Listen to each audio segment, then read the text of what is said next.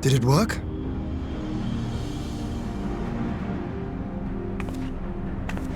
It did. Ether may flow freely to the burn once more.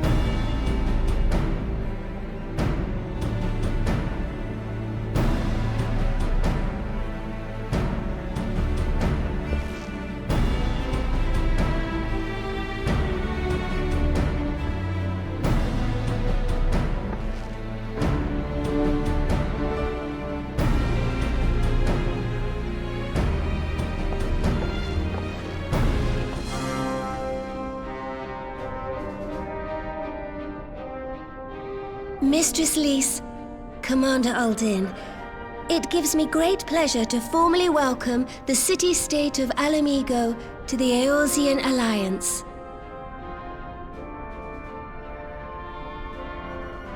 The pleasure is ours, Your Grace.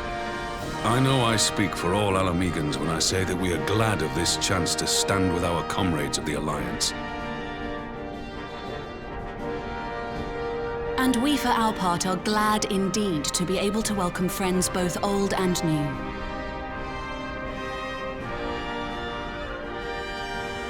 Lord Hien of Doma, at your service. Pray, accept my heartfelt thanks for your generous invitation. Nay, 'tis we who must thank you for journeying so far. And 'twould be remiss of me not to acknowledge the part the Scions of the Seventh Dawn have played in bringing all of us together. In times of great unrest, you and yours have been our constant companions, without whom we would not be here. With apologies to Lord Hien and Mistress Alize, it occurs to me that we have not gathered in this way since that fateful day in Uldar. The day I lost my arm and my freedom. As I lay in my cell, never did I dream that I would one day be given the chance to represent my homeland at this council. I would not even be alive had you not plucked me from the jaws of death. You, Yugiri, and Alphino. Would that the lad could be with us.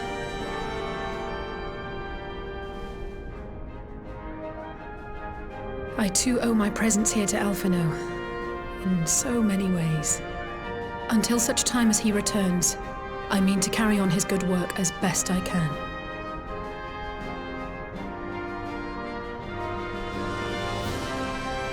Come, friends, let us leave the past in the past and turn our eyes to the future. My Lord Hien, pray, tell us how things stand in the East.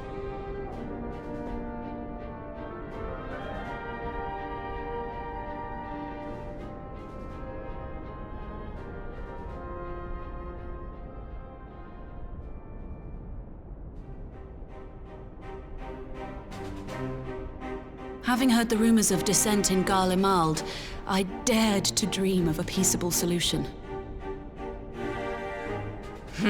The Empire will not so easily change its ways.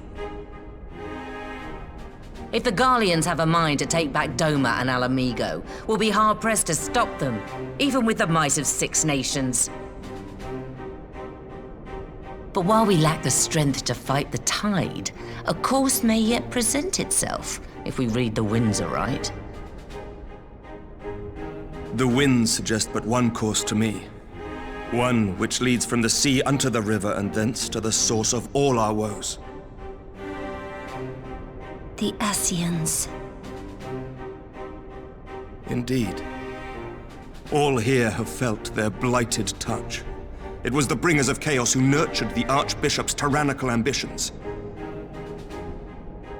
They who bestowed upon him the secrets of summoning, as they have so many others before and since. And while they remain, we shall know no peace. Our objective is clear. The question is how to achieve it.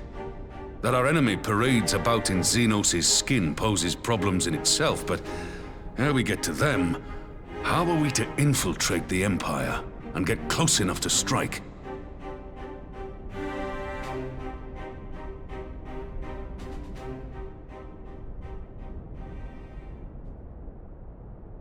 While I see the wisdom in targeting the Ascians, an assassination attempt on Garlean soil would do little to aid our cause, even were it to succeed. It's time we used our enemy's preferred tactic: subterfuge. You have an idea? Speak your mind, Master Thancred. None here know the enemy better than the Scions, and you mayhap best of all. Whatever it is you propose, we will give it fair hearing. On that you have my word. Very well, Admiral. My proposal is thus. We dispatch the shinobi to Imperial territory. There, they sow the rumor that the Crown Prince perished in the battle for Alamigo, and that the man parading around is in fact a corpse inhabited by a servant of darkness.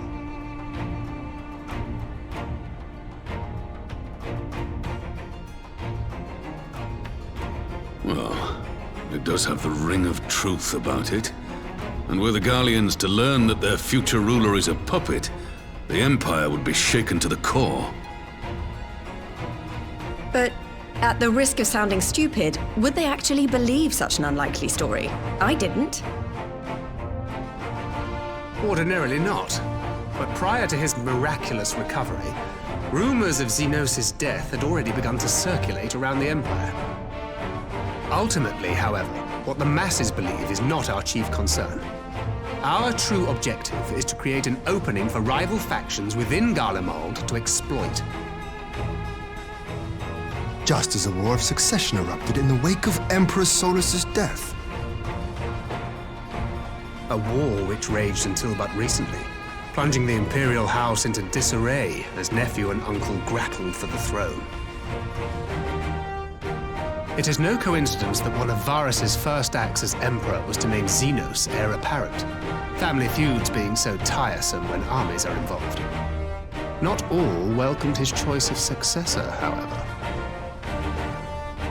There is no shortage of individuals who aspire to the throne, who would jump at any chance to seize power. The news that Xenos is not only dead, but a puppet to diabolical forces would be too enticing to ignore. The Empire would not be quick to recover from a second war of succession. I am no stranger to infiltrating Imperial territory.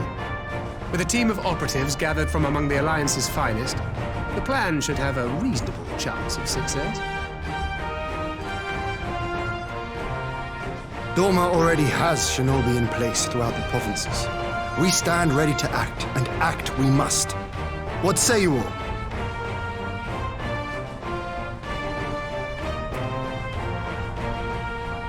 I'm for Master Thancred's proposal. We shine a light upon the Ascian and test the Empire's unity. 'Twas his plot that scuttled Doma's negotiations, was it not? Why then, if we can eliminate him, there may yet be a chance for peace. Let us wage this war of subterfuge, that we may one day lay down our arms. Gods know we never will while the Ascians remain.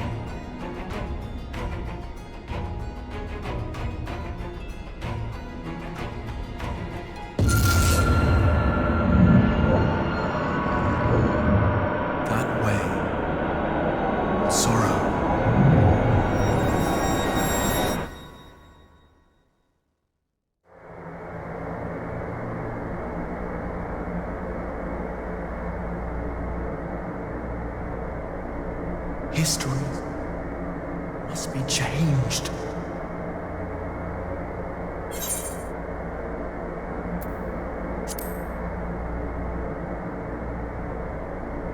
Ahead looms a calamity.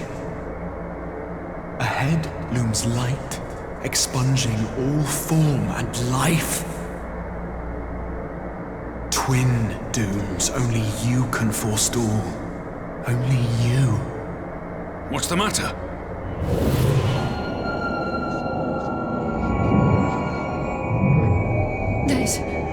There's a voice! Spies in our midst? Nay, I sense no such presence. Let expanse contract. Eon become instant. Throw wide the gates that we may pass.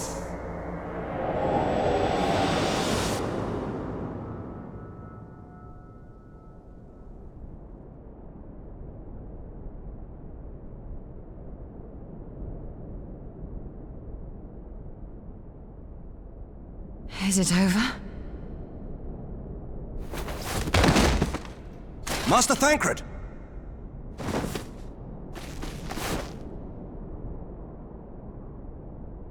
12 for Fend. Bear him to a private chamber. Have every healer make ready. Swiftly!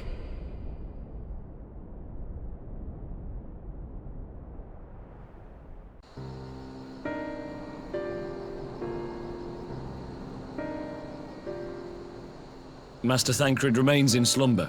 Though his vital signs appear stable, he's unresponsive. What could have done this? And why just him and not the others? I'm afraid we could not identify the cause, my lady. Our examinations revealed no wounds, nor the presence of any poisonous substances. Gods, that only makes it worse. You're to let us know the moment there's any change, all right?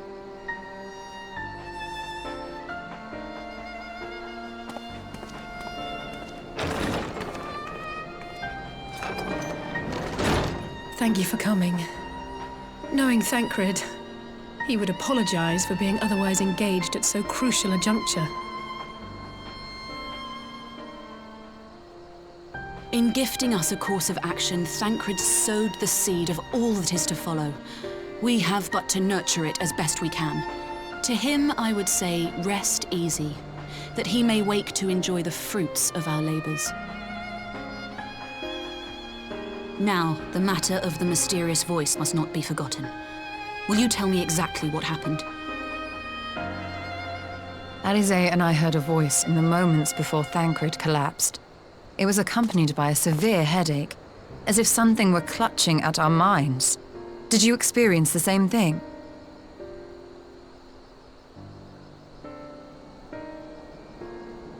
So, in between the voice and the pain, you felt as if you were somewhere else entirely?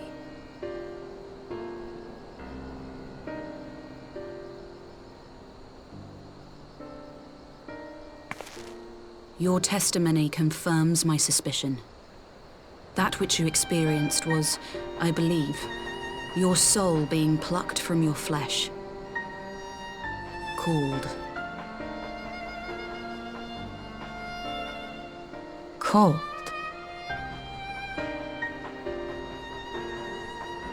I myself examined Thancred. Reach out as I may, I could not sense in him the spark of life that is his soul.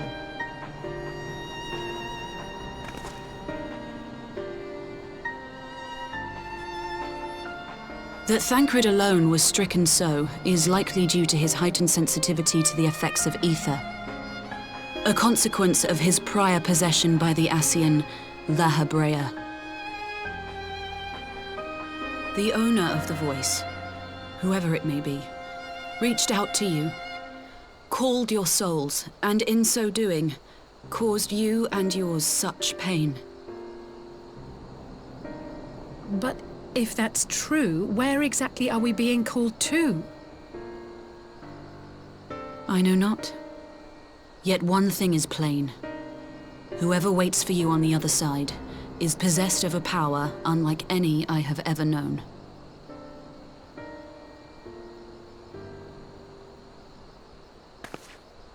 Forgive us, Lys, but may we leave Thancred in your care for a time? As if you had to ask. I may not be a scion anymore, but I'm no less a friend. Don't worry. I'll see to it that Thancred's well looked after. Just focus on solving this mystery, all right? Thank you, Lys. As the Elder Seedseer says, 'tis no ordinary individual we are dealing with. Nor can we discount the possibility of Ascian involvement. Whoever or whatever is behind this, the sooner we find out, the better.